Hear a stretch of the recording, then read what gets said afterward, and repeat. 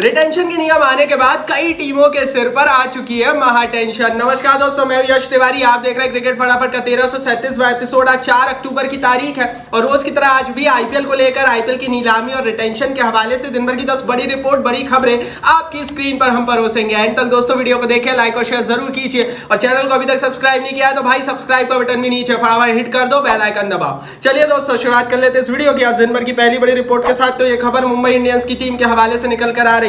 हालांकि ये चीज मैं आपको पहले भी बता चुका हूं, लेकिन मुंबई इंडियंस की जो फ्रेश टेंशन है ना, वो सचमुच मुंबई इंडियंस के मालिकों के लिए बहुत बड़ा सरदर्द बन चुकी है। और रिटेंशन के नियम आने के बाद इनके लिए बड़ा मुश्किल हो रहा है कि किस खिलाड़ी को कितने में रिटेन करें। फिर बोल रहा हूं कितने में। जी हाँ दोस्तों, इनके पास प्लेयर्स तो है कि किसको रिटेन करना है, इनको बहुत क्लियरिटी से पता है कि इनको कौन से 5 खिलाड़ी 6 खिलाड़ी चाहिए। लेकिन जो प्रॉब्लम है वो है प्राइस। भाई देखो, बुमराह 11 करोड़ में नहीं मान रहा है, सूर्या 14 और 11 करोड़ में नहीं मान रहा है और हार्दिक पांड्या 18 से नीचे नहीं मान रहा है। तो कुल मिलाकर कहानी का सार यह है कि पांड्या, सूर्या, बुमराह तीनों को चाहिए 18 करोड़ रुपए। एंड ये तीनों के तीनों डिजर्व करते हैं, मैं भी ये मानता हूं। पर भैया जो नियम है वो तो ये कहता है कि किसी एक ही खिलाड़ी को 18 करोड़ रुपए मिल पाएगा। ऐसी स्थिति में मुंबई इंडियंस के सामने एक बहुत बड़ी समस्याओं का अंबार आ गया है।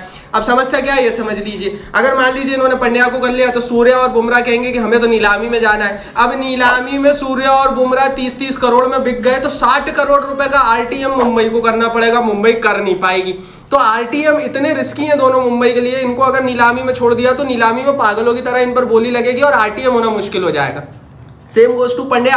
पांड्या चाहिए, पांड्या को भी अगर इन्होंने 18 करोड़ नहीं दिए, पांड्या बोलेंगे नीलामी में जाऊंगा, नीलामी में पांड्या गए तो वहां उनके ऊपर भी 25-30 करोड़ बरस जाएंगे। तो कुल मिलाकर इनके पास जो हैवी वेट्स थे ना, वही इनकी टेंशन है। और जो नियम है वो तो 6 खिलाड़ियों को रिटेन करने का बोल रहे हैं, लेकिन मुंबई की टेंशन ये है कि जो प्राइस पॉइंट है उसके आधार पर करना मुश्किल हो रहा है। देखते हैं मुंबई इसका क्या सॉल्यूशन निकालती है। आपके दिमाग में अगर इसका कोई सॉल्यूशन हो तो नीचे कॉमेंट बॉक्स में लिख दो। आगे बढ़ते हैं दोस्तों, यहाँ से बात कर लेते हैं अब दिन भर की दूसरी बड़ी रिपोर्ट की। बाकी कौन कौन सी टीमों के क्या क्या टेंशन से आगे इसी वीडियो का एंड तक देखते रहना, बताएंगे। क्योंकि दूसरी बड़ी खबर पर अब हम बात करेंगे। ये खबर आ रही है चेन्नई सुपर किंग्स के खेमे से।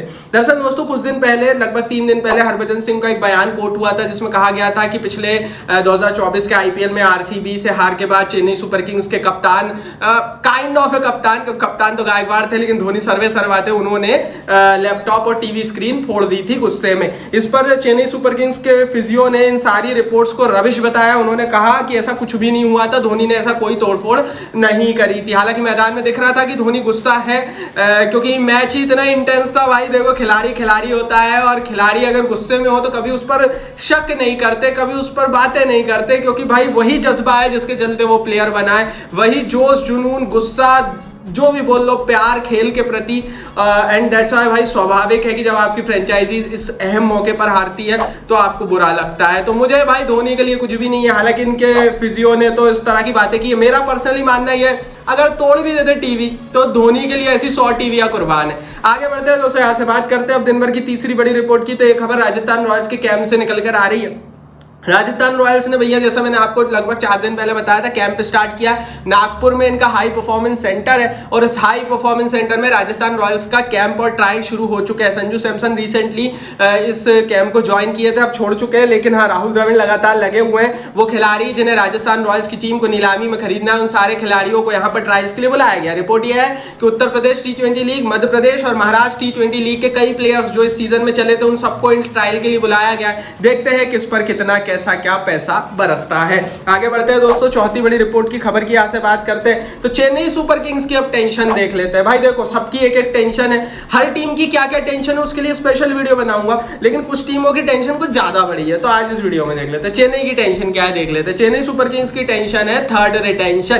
पहली रिटेंशन गायकवाड़ होगी, 2nd रिटेंशन जट्टू होंगे, 4th retention Dhoni as uncapped player 4 crore में होंगे। लेकिन नंबर 3 पर किसको रिटेन करे, 11 करोड़ के स्लॉट में किसको रिटेन करे, यह प्रॉब्लम है। क्यों? क्योंकि अगर आप दीपक चहर को लेते हो तो फिर आपको शिवम दुबे, कॉनवे, पाती राणा, इन सबको नीलामी में भेजना पड़ेगा और वहां से फिर 2 को ही आप आरटीएम काट कर ले पाओगे। अगर आप पाती राणा को लेते हो तो दीपक चहर नीलामी में जाएंगे। दीपक चहर इज इंडियन तेज गेंदबाज और भारतीय तेज गेंदबाजों के प्रति नीलामी में टीमों का प्यार हमने देखा है। तो भैया दीपक चहर के ऊपर भी 20 करोड़ की बोली लग सकती है। ऐसी स्थिति में क्या दीपक चहर पर आरटीएम कर पाएगी चेन्नई की टीम उस समय नीलामी में? इस पर भी एक बड़ा प्रश्न चिन्ह है। तो कुल मिलाकर चेन्नई नंबर 3 पर किसको रिटेन करे, ये एक सवाल बन चुका है। आपको भाई दोनों में से किसी एक को चूज करना पड़ेगा। और नीलामी ऐसी हो गई है कि आपके पास आरटीएम कार्ड जरूर है, लेकिन अगर कोई खिलाड़ी इतना महंगा हो जाए तो कोई टीम अफोर्ड ही नहीं कर सके तो फिर आरटीएम कार्ड भी कोई काम का नहीं बचता। अगर कोई खिलाड़ी 30 करोड़ में ही चला गया भाई, तो क्या चेन्नई उस पर आरटीएम कार्ड करेगी? चेन्नई अपना बजट थोड़ी खराब करेगी। एंड दैट्स व्हाई दोस्तों ये आरटीएम कार्ड भी टेंशन है, और चेन्नई की टेंशन अपनी थर्ड टेंशन है। इसको कैसे कोप आउट करेगी चेन्नई, ये तो आप बता दो ना कमेंट बॉक्स में। हालांकि दोस्तों चेन्नई सुपर किंग्स की रिटेन लिस्ट और हर टीम के कौन कौन से 6 खिलाड़ी रिटेन होंगे वो हम डाल रहे हैं हमारे इंस्टाग्राम पेज पर। yash.mcp हमारा नया इंस्टाग्राम पेज है, तो फटाफट आप भी ज्वाइन कर लो, प्लीज प्यार दे दो। नीचे डिस्क्रिप्शन बॉक्स में लिंक है, फटाफट जाइए हमारे इंस्टाग्राम परिवार का हिस्सा बन जाइए, क्योंकि हर रोज 1 मिनट में क्रिकेट का डेली डोज वहीं पर हम आपको देते हैं, रील के फॉर्मेट में, शॉर्ट वीडियोस के फॉर्मेट में। चलिए दोस्तों आगे बढ़ते हैं, 5वीं बड़ी रिपोर्ट की यहाँ से बात करते हैं। टॉम मूडी ने भैया साइलेंस ब्रेक कर दी है नए फॉरेन रूल को लेकर। विदेशी खिलाड़ी अगर नीलामी या रिटेंशन में रिटेन होते हैं, बिकते हैं, लेकिन आईपीएल से तुरंत पहले अननोन रीजन, पर्सनल रीजन के चलते आईपीएल खेलने से मना करते हैं, तो ऐसी परिस्थिति में उन खिलाड़ियों के ऊपर 2 साल का आईपीएल बैन लगेगा। लेकिन ये जो नियम है इसको लेकर विदेश के ही टॉम मूडी ने बड़ी बात की। उन्होंने कहा इट्स नीड ऑफ आवर, उन्होंने कहा भैया इसकी जरूरत थी, क्योंकि आईपीएल में ये चीज बहुत ज्यादा हो रही थी। इंडियन प्रीमियर लीग में हो ये रहा था कि कई सारे देशों के कई सारे प्लेयर्स इस तरह की गतिविधियां और हरकतें करते थे जिससे टीमों को नुकसान होता था। उदाहरण के लिए अगर आपने किसी खिलाड़ी को 10 करोड़ में लिया है, तो भैया नीलामी में आपने 10 करोड़ अपने खर्च कर दिए, नीलामी में आपका 10 करोड़ का पर्स फूक गया और वो प्लेयर ने मना कर दिया, बाद में रिप्लेसमेंट तो ऐसी कोई मिलती नहीं है। एंड दैट्स व्हाई ये नियम बहुत इंपॉर्टेंट था। मूडी ने यह भी कहा कि जितना पैसा मिल रहा है उस आधार पर यह नियम तो आना चाहिए। ये दोस्तों आगे बढ़ते हैं, बात करते हैं दिन भर की 6वीं बड़ी खबर की। तो ये रिपोर्ट मोहम्मद शमी के हवाले से निकल कर आ रही है। आकाश चोपड़ा ने मोहम्मद शमी को लेकर बहुत बड़ी बात कही। उन्होंने कहा he will not worth that 11 to 18 crore bracket.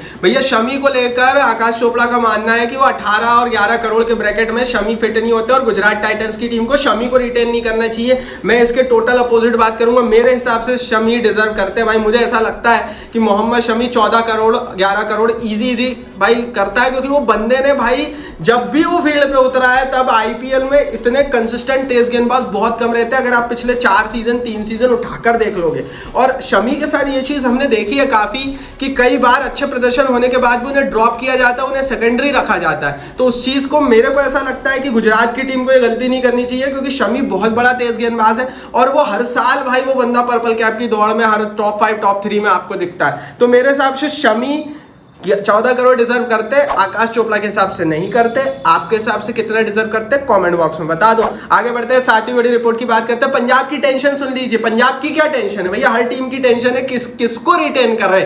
Punjab की टेंशन है किसको रिटेन करे। पंजाब के पास प्लेयर ही नहीं है भाई रिटेन करने के लिए। शिखर धवन थे जिनको 18 करोड़ दे सकते थे, वो संन्यास ले चुके हैं। अब भाई ऐसा कोई खिलाड़ी नहीं है जिसको फर्स्ट रिटेंशन 18 करोड़ की दी जाए। हर्षदीप सिंह है, लेकिन क्या 18 करोड़ लायक है? आप बताओ कमेंट बॉक्स में। लिविंगस्टोन है, लेकिन क्या 18 करोड़ वर्थ है भाई? पंजाब करेगी?